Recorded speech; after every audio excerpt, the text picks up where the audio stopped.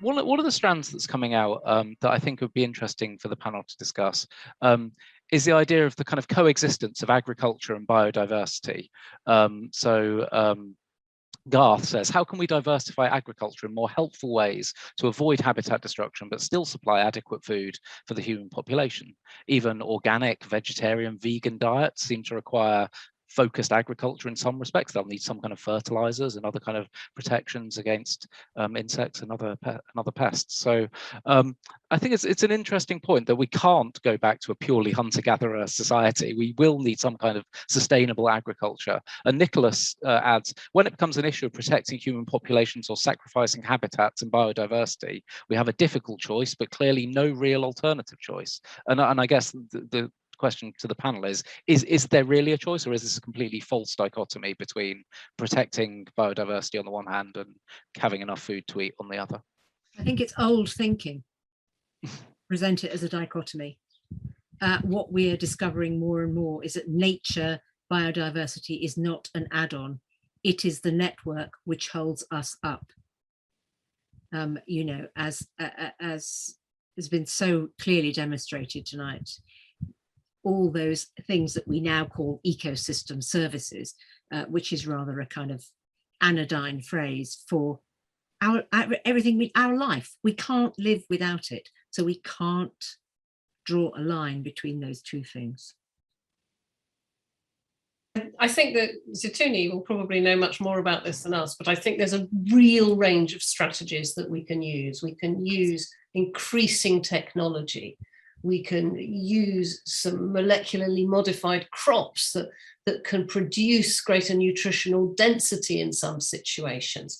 There's real innovation in agriculture. There's much more precision agriculture coming through now, where the pesticides and the fertilizers don't need to be applied whole field. They can be applied in very specific places to do the job they're required to do. There's increasing amounts of interior agriculture run on solar power with desalinated water and recycled water, sometimes with artificial lighting, to be able to produce food much, much closer to home very efficiently. I mean, we waste a lot of food, but not only do we waste the food, we waste the fact that we've transported our food an awful long way, when we can really begin to think intelligently about how we grow and how we can encourage our land husbandry that will free up spaces for conservation and for nature to exist more freely. We don't need as much land to produce as much food anymore, because technology and agricultural technology is developing at a sensational pace. So one of the conversations in India that's happening is coexistence. As agricultural lands expand, so we are also seeing a lot of wildlife and human conflicts, where we've seen elephants raiding crops because their forests have shrunk and they've sort of come out and they're sort of raiding crops. At the same time, these farmlands are also incredible spaces that are shared by humans and wildlife. And we've also shown how if farmers are involved in these in conservation programs, and if crop patterns are also sort of changed, then there are certain species that are thriving better when you change crop patterns. So as Tilly and others, they were mentioning, it's the conversation of shared spaces, and it's not one versus the other, but integrating different species together, and sort of learning to coexist, which is of course is a challenge, but then that's the conversation. It has already begun, and we are also seeing evidence that it can also happen.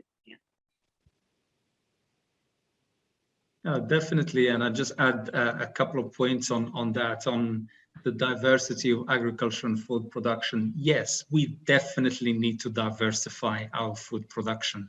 At least lately with the pandemic, we've seen how vulnerable our food production chain is really. So we need to diversify both globally and at a local level. And this is part of the resilience we need, to have resilient agri-food systems, across the chain. We need to diversify. So for me, biodiversity means also diversity of food production. That's the key thing.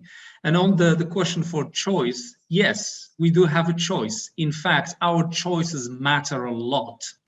Everything we do matters. So we need to think about the choice we make, how we travel, how we use energy, how we use food. As Tilly said, the food waste, we still throw away the third of the food that is produced for human consumption. And that's responsible for about 8% of greenhouse gas emissions, and therefore it contributes to climate change. We say actually, if food loss and waste were a country, it would be the third emitter of greenhouse gas emissions. So it's not something to underestimate. So we still throw a lot of food away. And on the other hand, we have around 811 million people who go hungry every day. And we also have 2 billion people who are obese or overweight.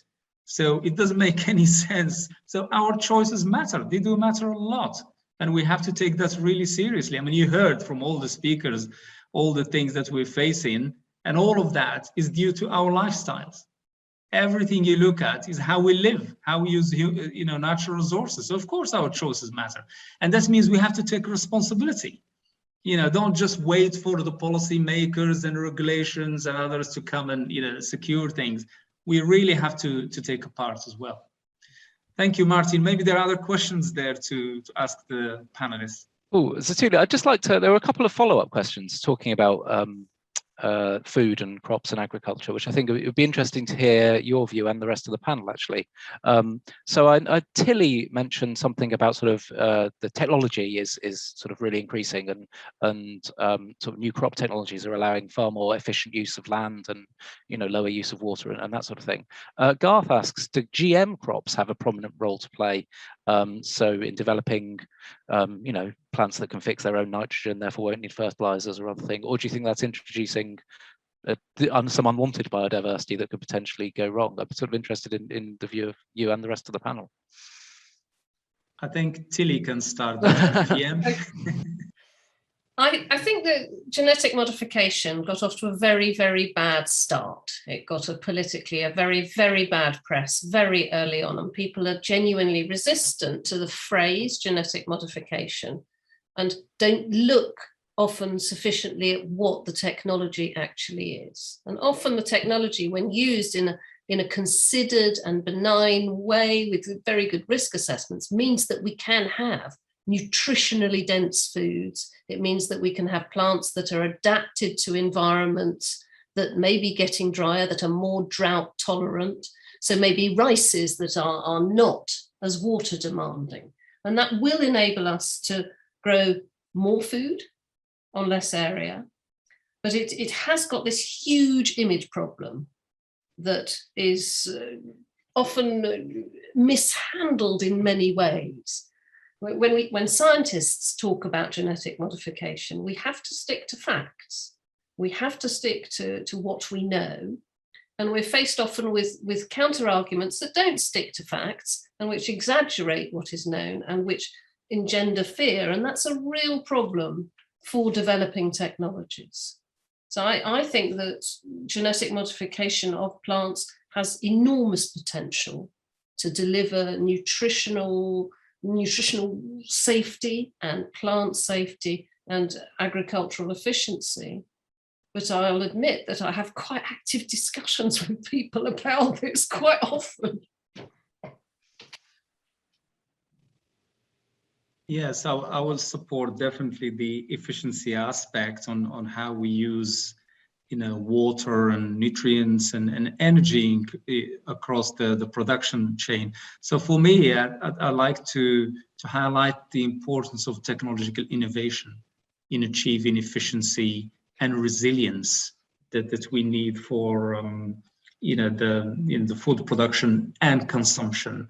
And this is particularly important that when we look at the demand for food and other things like energy and water is increasing with the increased population. We expect around 9-10 billion people by 2050. So how are you going to feed the growing population in a sustainable way without actually using and harnessing the power of technological innovation? That's something that obviously we have to take advantage of going forward and looking at the future of food in terms of efficiency and sustainability. And also, innovation allows us, coming back to my previous point, also to diversify. At the moment, unfortunately, we're relying on very limited number of food, actually. If you look at our global consumption, we rely mainly on 3 food categories like barley and rice and maize, and for fish consumption is the same. Especially in the UK, we consume like 2-3 types of fish, and even though we're surrounded by the sea, and yet there's so much fish species that we don't consume and we export them. So we really have to rethink our nutrition, as Tilly said. The thing is not to produce food per se, but produce food that nourishes people as well. So nutrition is absolutely key. And changing from the idea of food as a product and a commodity, that's really essential. Yes, we need to change our food model. We need to change the food we consume. We need to educate well enough that we can make sustainable choices about the food that we eat. Just wandering in and buying willy-nilly is no longer acceptable. But we also have to push the agribusinesses, and we have to push the major suppliers in many dimensions, so that not only do we have policies that push in that direction, but we have businesses that go with that and become more sustainable and move away from a path where big businesses contributed enormously to being able to feed a lot of people, but not in a sustainable way. So we need businesses to understand things as well as people to understand things. And that relies upon education and a bit of carrot and a bit of stick. And we need our legislative bodies to create the right kind of legislation to push the businesses. Absolutely. Which they find hard to do. Yes, apparently. We do. I think we have hope in this country, and I think that Henry Dimbleby's recent report is an excellent report, and that I think that we're heading in the right direction. I really do hope we are. I often advocate that we should be eating insects, but certainly we should be using insects to recycle our food waste and feeding those to fish production, so we've got fish. So even if you don't eat the insects yourself, you can feed them to your fish and chickens. Cricket flour is really nice, makes great pancakes. Yes. In some cultures, eating insects is part of the diet. Sure. And that's an interesting thing about food. It varies from culture to culture. There are certain things you consume in one part of the world where they're seen differently in another part. But insects, I know in some countries, they're normal part of the diet. So that's something, again, we have to think about and respect in terms of food and the sources of food, sources of protein that we all need, and particularly the traditional way of looking at food. So Zitouni, here I would just like to add that when we talk of diversification, I think we also need to cater to the local realities, because as you mentioned that there are distinct food cultures, and what works in even within one part of the country does not work in other parts of the same country, and so and there's so much of diversity in our food systems, and how do we sort of tap into that inherent diversity and cater to local realities, and at the same time ensure that our food production also, the ecological footprint of our food production, we also sort of need to pay attention to that. the trade-offs as well when we talk of diversification or when we talk of high value food products as well. So yeah. Yes, absolutely. Yeah. So Zatuni, if you want, I've got a couple of other questions I'd like to yes, please. put to the panel. One of them, particularly, I'd be interested in what people around the world on the panel are saying about their different responses to their government. So Garth says, how do you persuade all nations to work towards sustainable development goals? He says particularly those with authoritarian regimes, but I would also say being in a more democratic country is no guarantee that your government will be working very strongly towards the development goals. So I'd just be interested in the perspective from the Dominican Republic and India. And have you had any contact from the government? Have they supported what you're doing? Are they taking any notice of you at all? Or how would you go about persuading governments in those sort of respective countries to take notice of the sustainable development goals? And Zatuni would probably say a lot more about them being from the United Nations as well. Sure. Be Sahana, I want to start. I think there is no one secret formula, or there is no one mantra. I think it's just that as journalists, we just need to keep reporting. We need to sort of ensure that we are ground truthing, and the fact that voices of the community, who are dealing with these challenges that are linked to the SDGs, that we can highlight those voices, pack in the science, why those SDGs are essential, why do we need to meet those goals, and sort of keep on sort of writing and ensuring that the voices of those marginalized, of the voices of every member of our communities reach out to the governments. There's no, as I said, there's like no one formula. But yeah, there are these tools of the trade that we call, sort of ensuring that communities get a say in terms of SDGs. And also while meeting the SDGs, what are the trade-offs, in terms of meeting these goals? That's an important consideration. While, of course, we are party to a lot of conventions and treaties, but at the same time, we also need to ensure that our communities, that while we transition, while we meet these goals, that these transitions are just for the communities. I think this is where our reportage really makes a difference, sort of tells governments that this is what is happening, and you thought that this is for the better, but there are additional challenges while we are attaining these goals. So yeah, I think there is no one formula that we can stick to. I think we just need to innovate. And in terms of storytelling, one of the innovations that we are sort of employing is a lot of multimedia, a lot of visual content.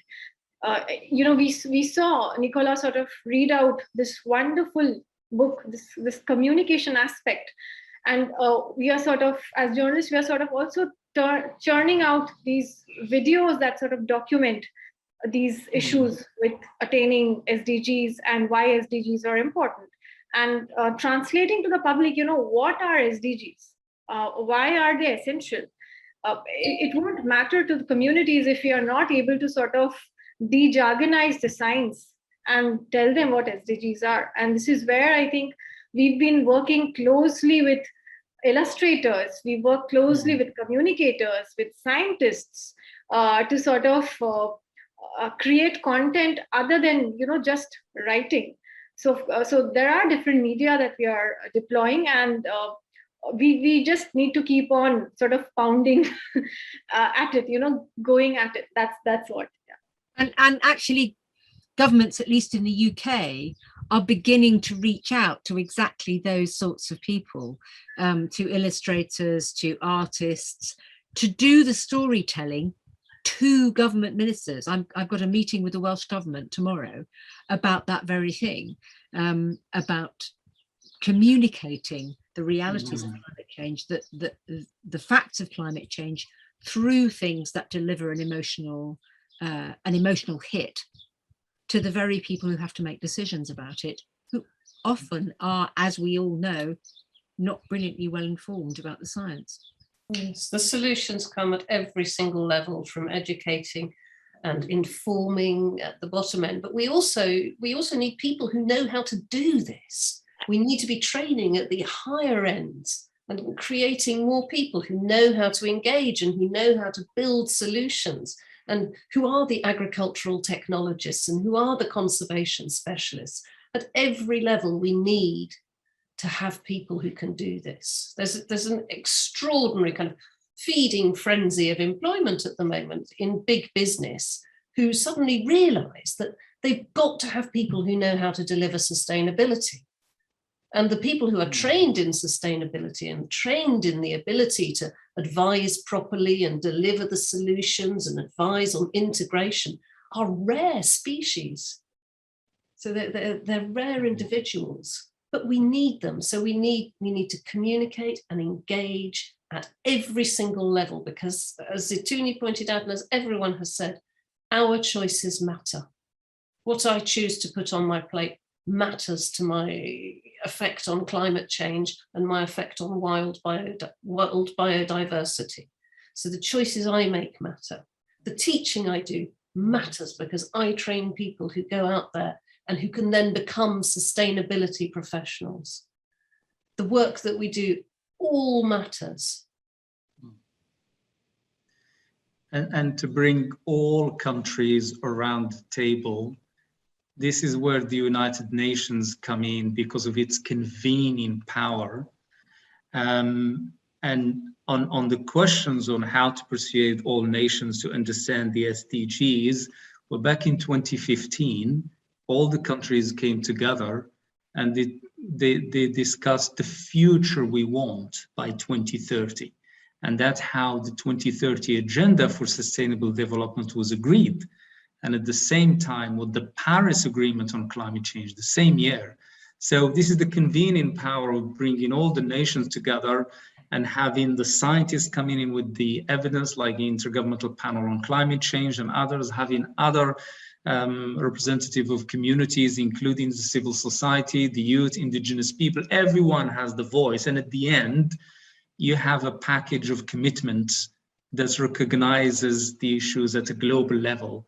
And the example now is the Paris Agreement.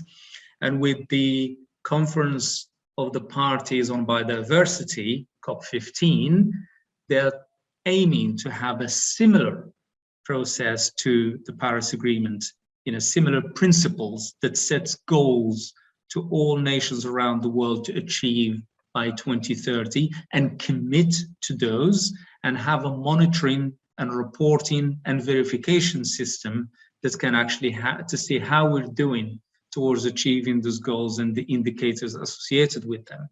So for me, obviously, the action at local level is critical, but you need to also bring in the global community and then cascade down into the local level where the change needs to happen. So the two really go together. Do you think that change is really happening? Do you see a change, a climate change in the UN, a real commitment to actually doing something, instead of endlessly talking, patting each other back and saying, look at this great agreement that we've all agreed on?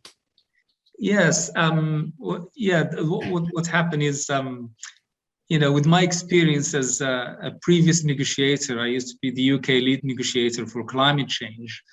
And, trying to find an agreement between 195 countries, it's not easy. So it takes time. So to answer your question, yes, we're not really fast enough, as I said in my introduction, really in acting quickly. Basically, if you just take the example of climate change, it's, well ahead of us. So you're absolutely right, but it's so difficult if you were part of the negotiations and try to find agreements where everyone actually agrees. There are obviously so many factors that come into play that affects the speed of commitment and action.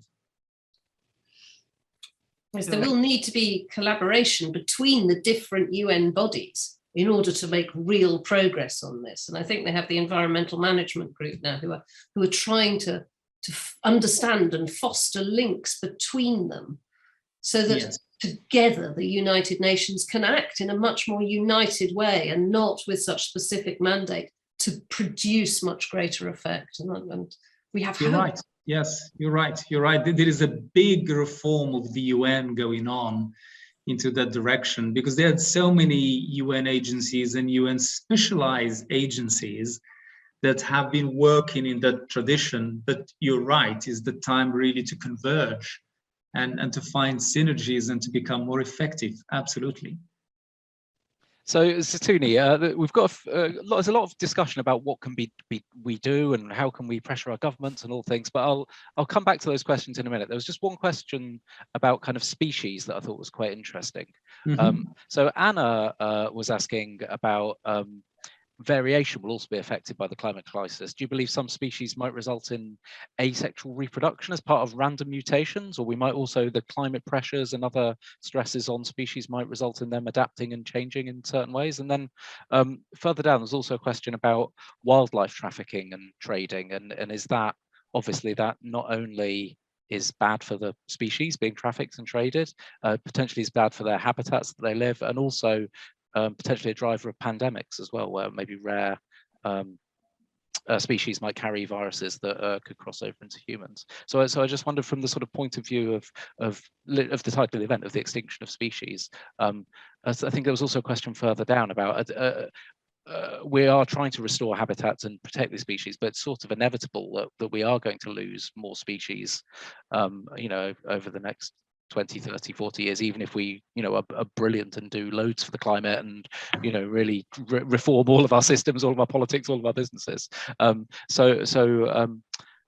guess that was a question from, I'll try and find the name of the person that asked that as well. Yeah, that was a question from Ray, who was saying many species may go extinct without specific focus help. This might need to carry on for many decades until it can be part of restored environments. So I don't know if anyone on the panel would like to comment on that. I wonder if, has Angeline got to say something about corals? Yeah, she had to go, unfortunately. because I believe there's evidence to suggest that some corals are already adapting to higher temperatures, and some of the coral restoration projects are using those strains of coral that are already adapting to higher water temperatures.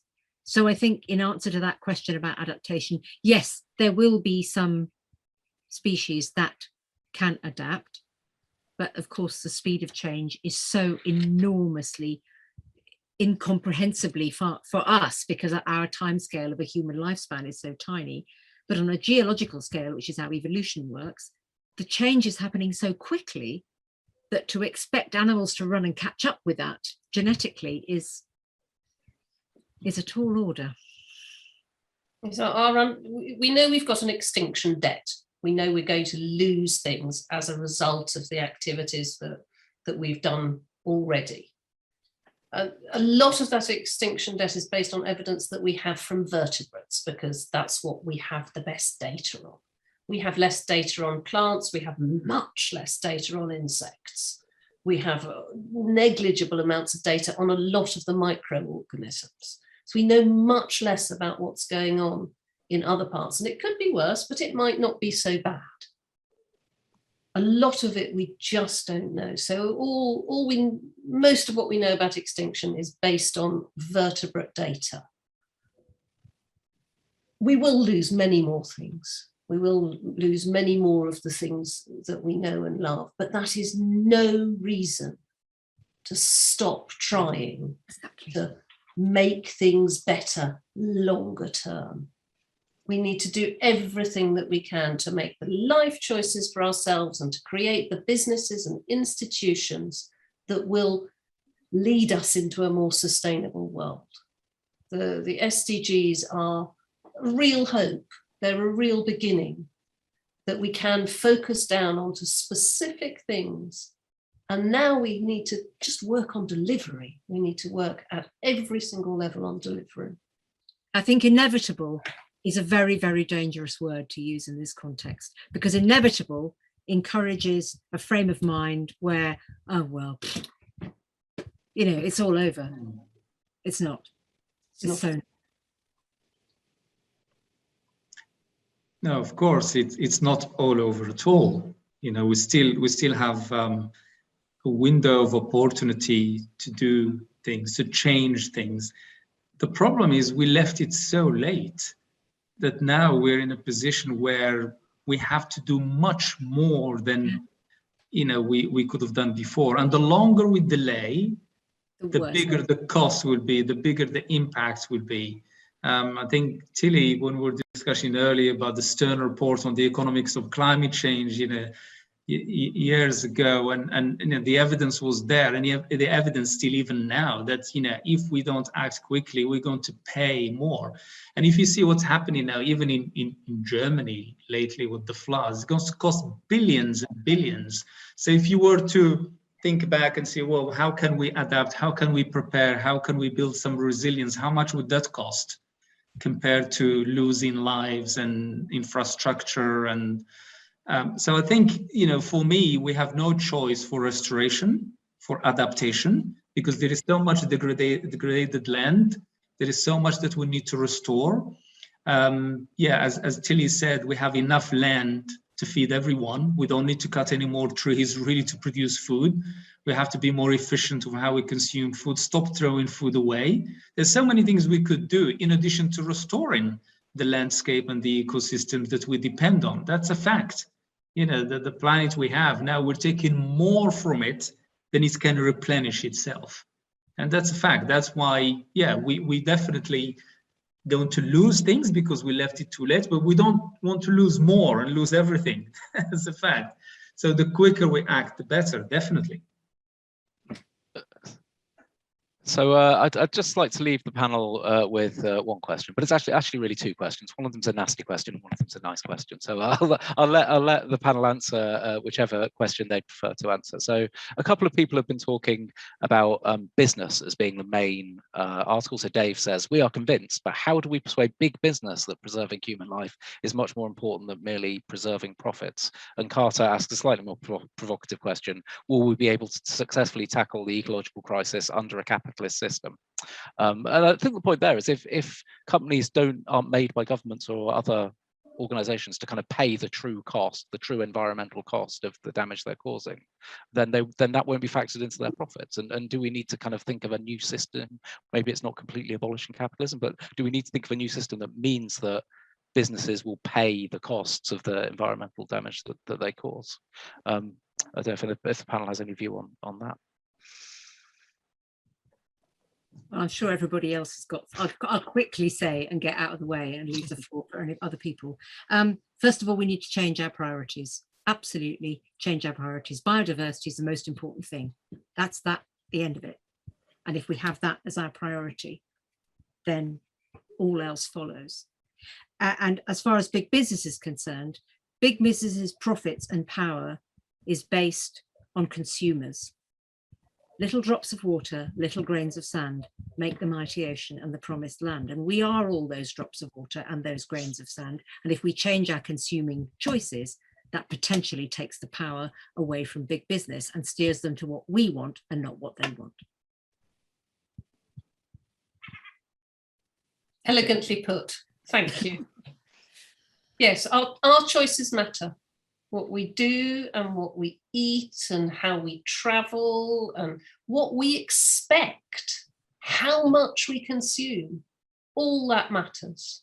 And Nicola's right, we have the power to take away the power from big business by not choosing to purchase or to indulge in products that are not sustainably made.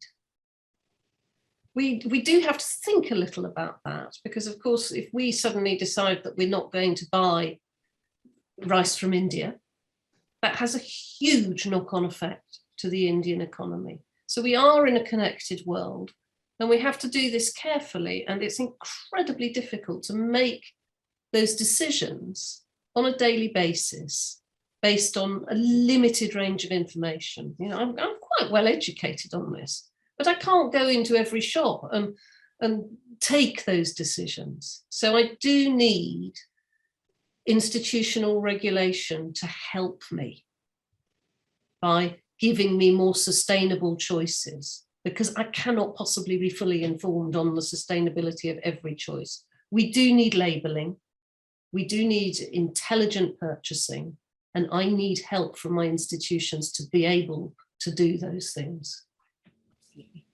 I'll just add to what Tilly has said, and I'll just go on and say that, enforcing existing legislations that sort of push businesses to come clean, or to sort of become cleaner in their production, in their manufacturing capabilities.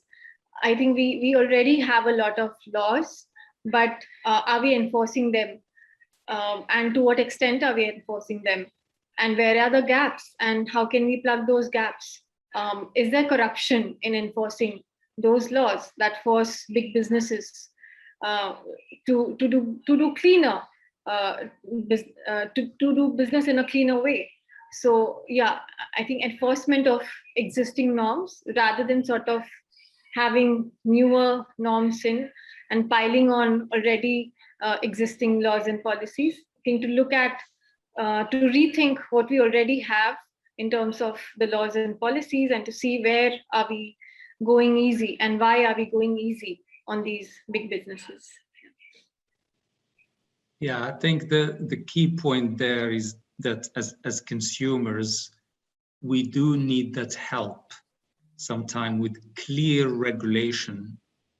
And I'll give you an example, the use of plastic bags.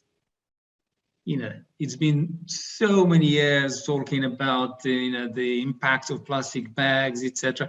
But when you had regulation, and it's a simple one, you said, if you go shopping, you want to see a plastic bag, you pay 1p. So psychologically, you don't want to pay that 1p. So you don't get the plastic bag. So you need this regulation actually that makes it very clear, but psychologically, makes a big difference. And I wish we can do that also for, the cups of coffee. When you go and get your coffee and you're forced with, a plastic cup or a cup that's not recyclable, there need to be some policy there that say, if you bring your own cup, there'll be some kind of reward.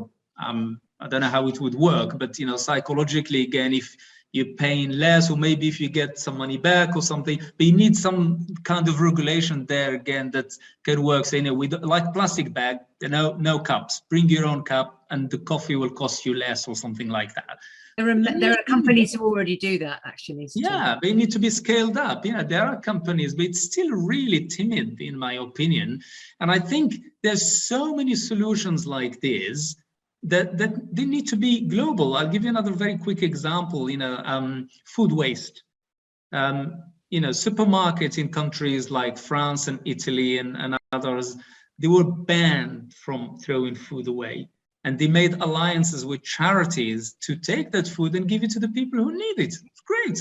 Instead of throwing it away, as the sell by date sometimes is very questionable. There's a lot of food that's still perfect to eat. There is nothing wrong with it. Just because there is a date that says best before, it doesn't mean you can throw it away. And these are simple regulations, simple policies, and they should be really worldwide, and they will help a lot. So for me, regulation does help. I think at the end of the day, it's all of us sort of need to come together, like a unofficial coalition, and to make some noise, that yes, we demand this. Yeah. So absolutely. Yeah. Yeah. Well, Sahana and Cecilia, I think that's a wonderful point on which to end this event, which has already run slightly over. But thank you so much for all your contributions, and Satuni for your hosting. Just a quick reminder to everyone out there before we say goodbye. Just thank you so much for all the brilliant questions. There was a really great discussion going on in the chat, and if the speakers haven't seen it, I'll email you a copy of it afterwards, because some really interesting points and good discussion raised. Sorry if I didn't get round to all of the questions. Just a quick advert. If you are interested in joining the Royal Institution as a member, you're more than welcome to. It's available to anyone worldwide. There's no nomination, there's no qualification. They even let me join as a member. So, you know, you can join a membership that included everyone from Michael Faraday to David Attenborough to Kathleen Lonsdale to loads of fantastic people. So you can be a part of that, or otherwise donate £10 to the Royal Institution. We're a charity, and we appreciate every penny you can send us. We'll also send out a survey, so do let us know what you thought. And we've also got another talk on the climate coming live from our theatre on Thursday, which is really fantastic, actually. So it's Alice Bell, who's got a great new book about the history of the climate crisis out. And many of you will know that it was actually in our theatre in 1861 that John Tyndall first demonstrated the warming effects of carbon dioxide and water vapor, and showed for the first time that the greenhouse effect was what was keeping the Earth warm at the time, because we thought it was a good thing. It is a good thing that keeps our Earth warm, but unfortunately a bit too warm at the moment. So yeah, live from that historic theatre, we'll be presenting Alice Bell's work on Thursday. Just before I go, I think lots of the panel, you've all got kind of websites and Twitter handles and all that sort of thing, but just, is there any last words anyone would like to say before I wave goodbye, Zatuni?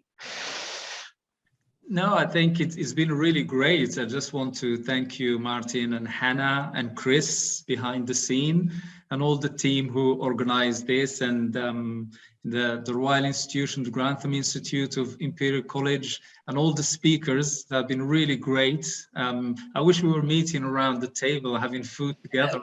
It felt like that, really.